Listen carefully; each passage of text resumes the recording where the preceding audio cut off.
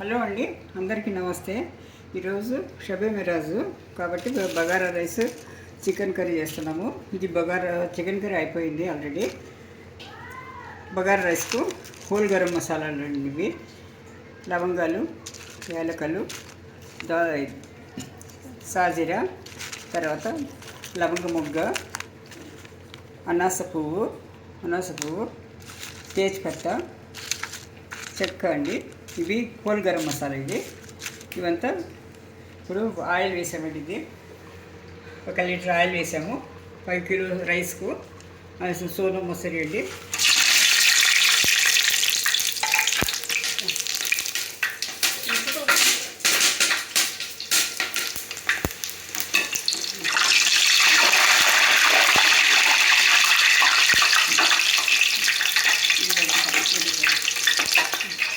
ఉల్లిపాయలండి, ఇది 3 కేజీస్ ఉల్లిపాయలు, పుదీనా, కొత్తిమీర, పచ్చిమిరపకాయలు 1/2 కిలో దాకా అండి. ఇది మరి కారం వేరి. ఇది టమాటాలు 2 కిలోస్. ఇవి బగారా రైస్ కావాల్సింది. చివరిలో నెయ్యి, అల్లం వెల్లుల్లి పేస్ట్ అన్నమాట. ఇది 1/2 కిలో అల్లం వెల్లుల్లి పేస్ట్, 1/2 కిలో పెట్టుకున్నాము. అది వేగిపోయింది.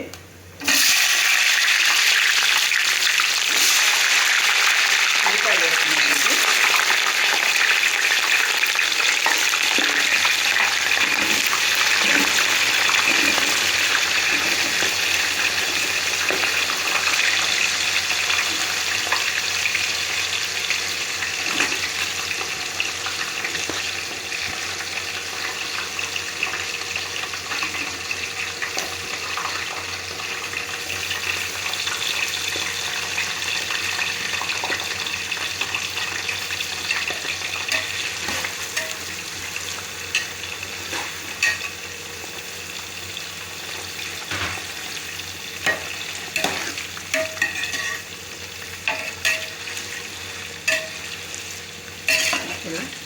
ఉల్లిపాయలు, పచ్చిమిరపకాయలు వేగాలండి. ఇది పచ్చివాసన పోయే వరకు వేగాలి. తొందరగా వేగాలంటే కళ్ళుప్పు వేయాలన్నమాట. ఇది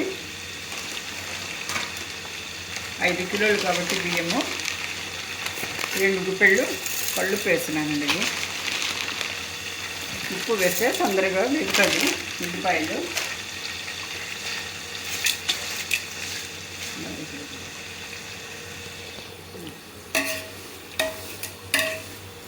ఈరోజు షబే మిరాజ్ అండి. ముస్లిం సోదరులందరికీ ముబారక్ అన్నమాట. షబే మిరాజ్ శుభాకాంక్షలు అందరికీ.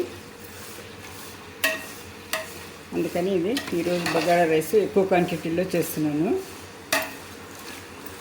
ఇది వేగాలండి. ఇది బాగా వేగిన తర్వాతనే మనం అల్లుల్లి పేస్ట్ వేయాలి. ఇది పచ్చివాసన, ఉల్లిపాయల పచ్చివాసన మొత్తం పోవాలన్నమాట. ఇది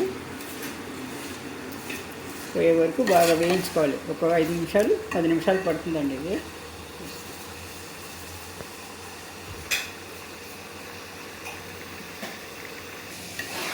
ఉల్లిపాయలు, పచ్చిమిరపకాయలు వేగిపోయిందండి. ఇందులో ఉన్న పచ్చివాసన అంతా పూర్తిగా పోయింది. ఇప్పుడు అల్లం వెల్లుల్లి పేస్ట్ 300 గ్రాములు అన్నమాట. ఇప్పుడు ఈ ఉల్లిపాయల్లో ఈ అల్లం వెల్లుల్లి పేస్ట్ పూర్తిగా కలుసుకోవాలండి. ఇది టమాటో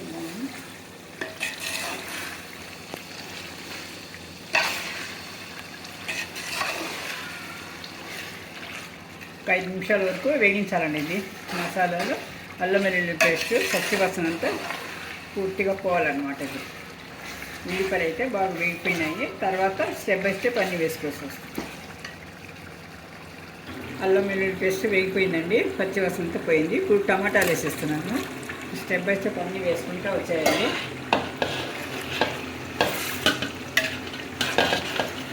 ఒక 2 నిమిషాల వరకు ఇది టమాటాలు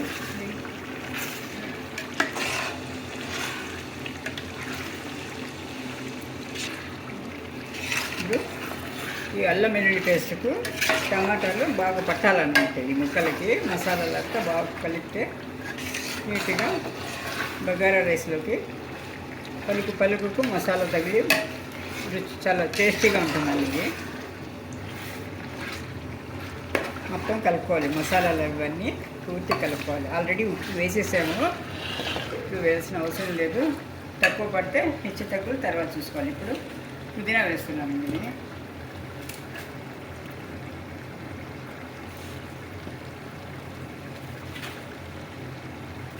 పుదీనా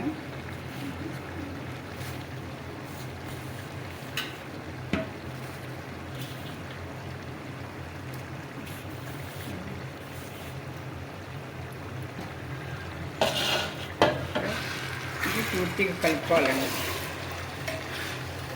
ఈ మసాలాలన్నీ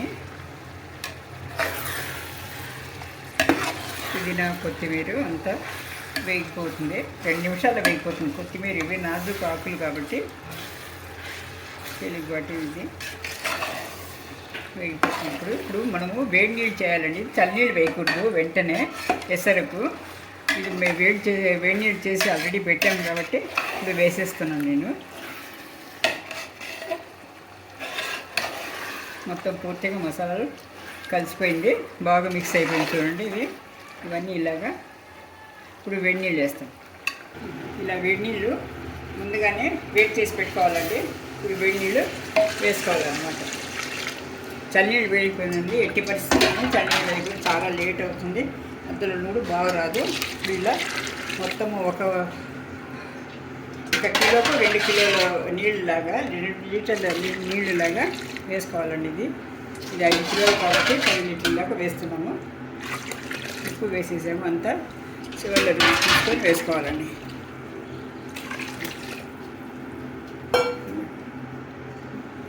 ఇవన్నీ ఇలా బాగా కలియబెట్టాలి. ఇది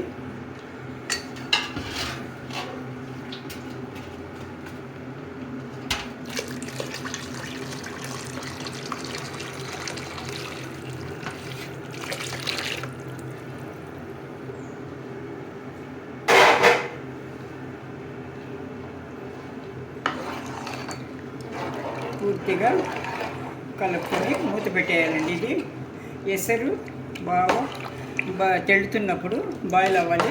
బాయిల్ అవుతున్నప్పుడు అప్పుడు బియ్యం వేయాలి. తొందరగానే మనం వేడి నీళ్ళు వేసాం కాబట్టి తొందరగానే బాయిల్ అవుతుందండి. ఇది తర్వాత చూపిస్తాను.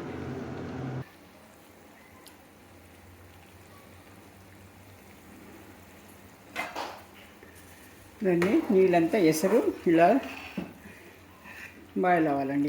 ఇలా తెల్లుతుండాలి. ఇప్పుడు మనము బియ్యం వేసుకుందాం.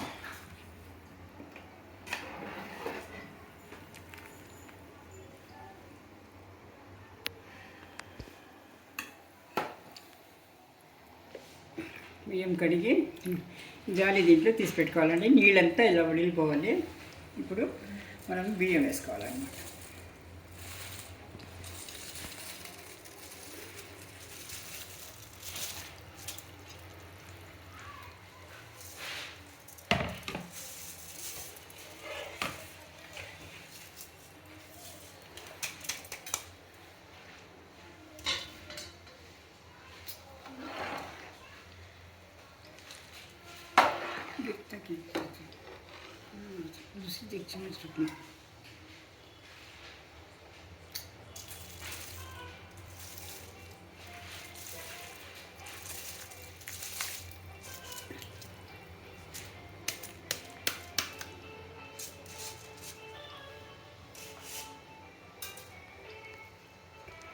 దాన్ని పూర్తిగా బాగా మసాలాలన్నీ కలిసేట్టు బియ్యాన్ని బాగా కలిపేవాలండి. ఇలా చేయాలి.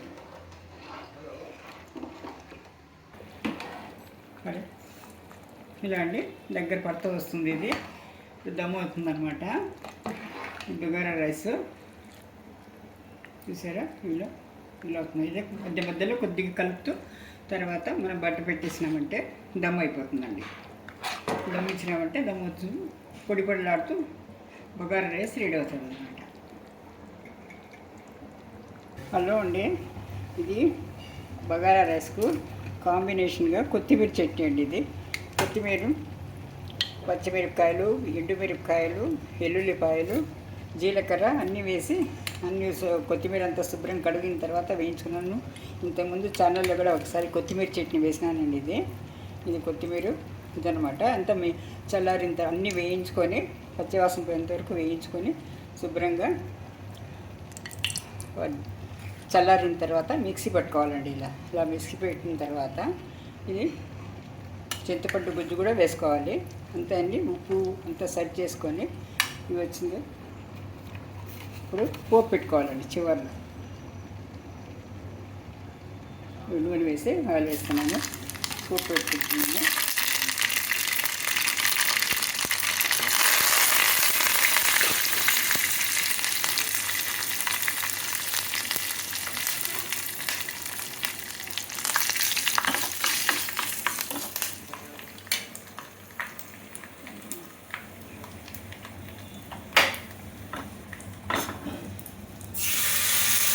ఇలా పోపు పెట్టుకోవాలండి. ఇది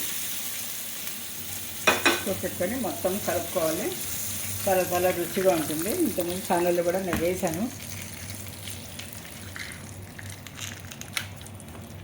కలుపుకొని ఈ బగారా రైస్కు చాలా కాంబినేషన్ బాగుంటుందండి. ఇది పుల్లగా కారంగా హెల్దీ. ఇది కొత్తిమీర చట్నీ.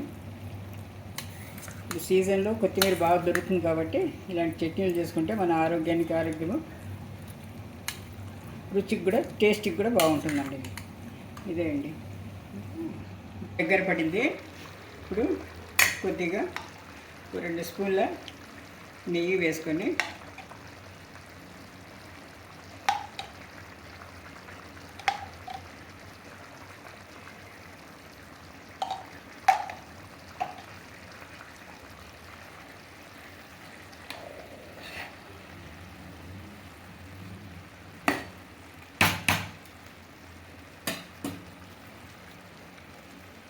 తడిబట్టతో దమ్ పెట్టేయాలండి. ఇది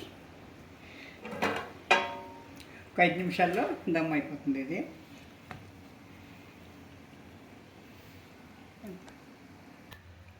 ఇదిగోండి, వేడి బగారా రైస్ రెడీ అన్నమాట. చూసా, ఇలా దమ్ అయిపోతుంది నీట్గా. చూడండి, అన్నము ఇలా పొడిలాడుతూ ఇలా వస్తుందన్నమాట. చూడండి, వేడి బగారా రైస్ రెడీ. దీనికి కాంబినేషన్గా కొత్తిమీర చట్నీ, ఆ తర్వాత చికెన్ ఆలు కుర్మా అన్నమాట. అది గ్రేవీ రైస్. అది అయిపోయింది. అది ఇంకో దీంట్లో పెట్టాను. ఇప్పుడు ఇది రెడీ అండి. వేడిది. Thank you for watching. ఛానల్ని చూసిన వాళ్ళు లైక్ చేయండి, సబ్స్క్రైబ్ చేసుకోండి, షేర్ చేయండి, వీలైతే కామెంట్ చేయండి. బాగుంది అనిపిస్తే షేర్ చేయండి వేరే వాళ్ళకి. థ్యాంక్ యూ ఫర్ వాచింగ్ అండి. Once again.